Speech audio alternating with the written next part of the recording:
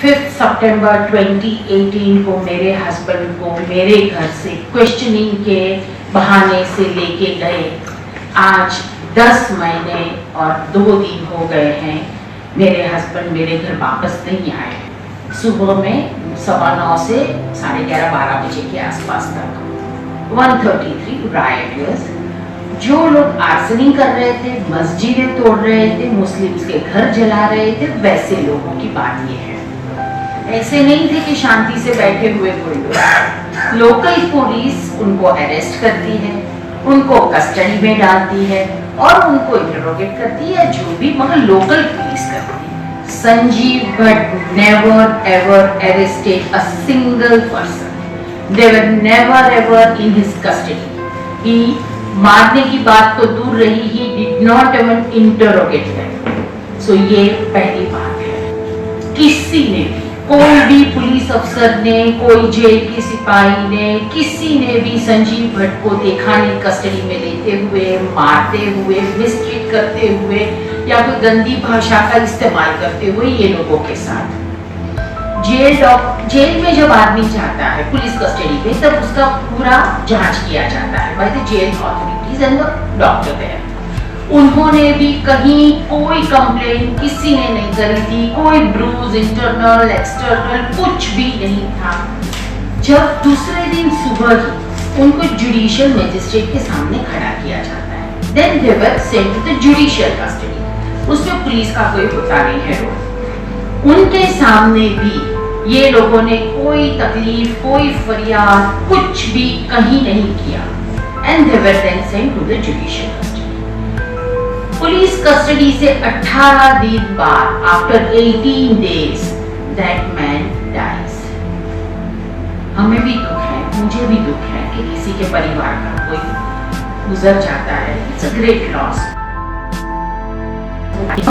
Never ever in Sanjeev's custody. तो ये custodial death कैसे होता है? 5 सितंबर को 2018, एक साल पहले की और 10 महीने पहले की बात कर रही हूँ। सुबह में लगभग 40-50 पुलिस वाले घर पे आ जाते हैं। पूरा घर अंदर से बाहर से घेर लेते हैं। यूजुअली हमारे घर में एक सिस्टम होता है कि जो दरवाजा खोलता है और फिर पूछते हैं कि बाहर कोई पुलिस वाले हैं, तो संजीव हमेशा कहते हैं कि बिठाओ, चाय पानी पूछो, मैं आ रहा हूँ। तो पहले 2 अफसर थे, तो पूछा कि कौन है, तो जो पुलिस वाले हैं, तो बिठाया गया। जैसे दरवाजा खोला, पूरे के पूरे अंदर आ गए। They even came to my bedroom, bathroom के बाहर खड़े हो जाते। संजीव को कुछ परख के लिए ले जाना है फॉर क्वेश्चनिंग। कौन सी क्वेश्चनिंग, किस केस की क्वेश्चनिंग नहीं बताते, कुछ भी। They are not telling us anything. 5 सितंबर 2018 को मेरे हस्बैंड को मेरे घर से क्वेश्चनिंग के बहाने से लेके गए। आज 10 महीने और 2 दिन हो गए हैं, मेरे हस्बैंड मेरे घर वापस नहीं आए हैं। हम लोग पिछले 10 महीने से बेल के लिए ट्राई कर रहे हैं, बेल नहीं मिल रहा है। This I am talking about the Palanpur case, जिसमें वो कस्टडी पे है अभी अंदर। वो केस में एक आरोप है कि एक होटल है, वहां कोई आदमी आके ड्रग्स रखने वाला है, ऐसी एक इंफॉर्मेशन कंट्रोल रूम को दी जाती है। कंट्रोल रूम वहां के पीएसआई को कहता है और दे कंडक्ट अ रेड। वहां जाके देखते हैं तो कि होटल रूम में ड्रग्स थोड़े बहुत पड़े थे, मगर आदमी नहीं था। तो पूछते हैं कि कौन है, रजिस्टर में क्या नाम है। They came out with the name that Sumer Singh Rajpurohit करके एक आदमी है और वो पाली का रहने वाला है। ठीक है, फिर उसको लेके आते हैं पाली से, ओरख पड़क कराते हैं, पहचानने वाला जो होता है वो कराते हैं। तो वो होटल का स्टाफ कहता है कि नहीं, ये आदमी नहीं था।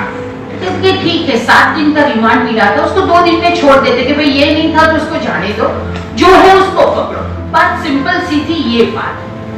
ये आदमी 6 महीने के बाद, वो एक लॉयर थे, उन्होंने किसी ने सलाह दी होगी या व्हाटएवर, 6 महीने के बाद he comes up with a story और वो केस फाइल करता है और वो कहता है कि बनासकांठा पुलिस ने मुझे परेशान किया। तो ये एक केस था। अब this is regarding Banaskantha police. उसमें ये नहीं कहता है कहीं भी कि संजीव भट्ट ने मुझे परेशान किया। और 2002 में भी उसको जो सच था, सही था, वही उन्होंने कहा।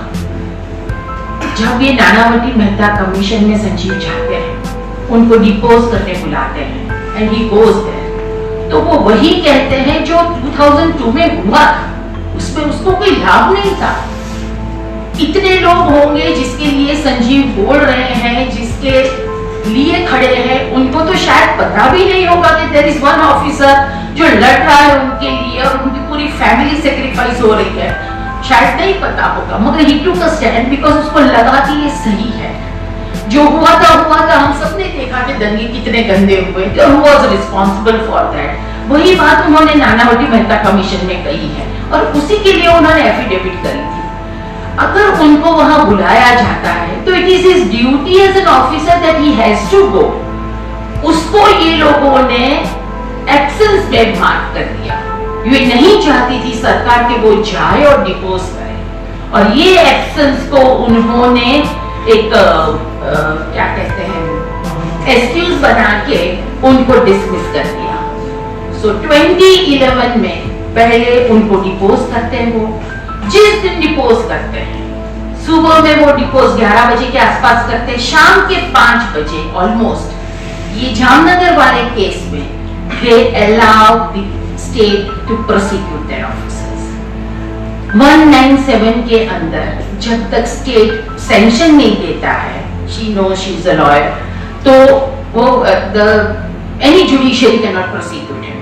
आज तक 197 का सैंक्शन नहीं मिला है, मगर the state allow them to prosecute। So this is the thing।